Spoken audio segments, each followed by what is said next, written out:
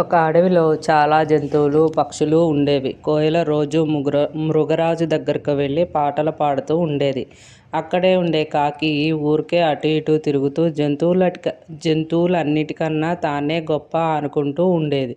ఒకరోజు అలా తిరుగుతున్న సమయంలో దానికి కోయిల పాట వినిపించింది. దాంతో వెంటనే దాని దగ్గరకు వెళ్ళి, ఎవరైనా పాట ఇలా పాడతారా?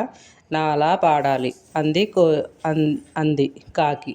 అప్పుడు కోయిలేమంది, నేను పుట్టినప్పటి నుంచి ఇలాగే పాడుతున్నాను. నా పాట అంటే మృగరాజుకు కూడా చాలా ఇష్టం. ఇంతవరకు ఎవరు నా గానాన్ని వెక్కిరించలేదు తెలుసా అంది. నా నా అంత జ్ఞానం ఎవరికీ లేదు కాబట్టి నీకు మార్చుకోమని చెప్పలేదు. నేను చెప్పేది విను. నాలా పాడటం అలవాటు చేసుకో అని చెప్పింది కాకి. ఆ మాటలు విన్న కోయిలకు ఏం చేయాలో అర్థం కాలేదు. మెల్లగా పాడటం మానేసింది.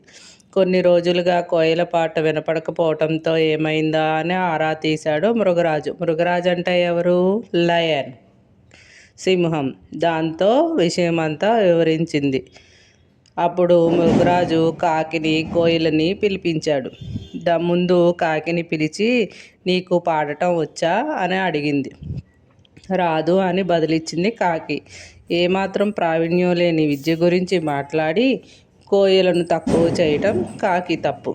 ఎవరో ఏదో అన్నారని వచ్చిన విద్యని వదిలేయటం కోయిల పొరపాటు.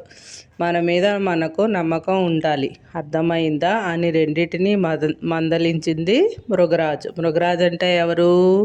మనకు తెలుసు కదా, లయన్. లయన్ మీన్స్ సింహం. అప్పటి నుంచి కాకి ఇతర జీవులను తక్కువ చేసి మాట్లాడటం మానేసింది. కోయిలు చక్కగా పాటలు పాడటం మొదలుపెట్టింది. Friends, subscribe please, like please.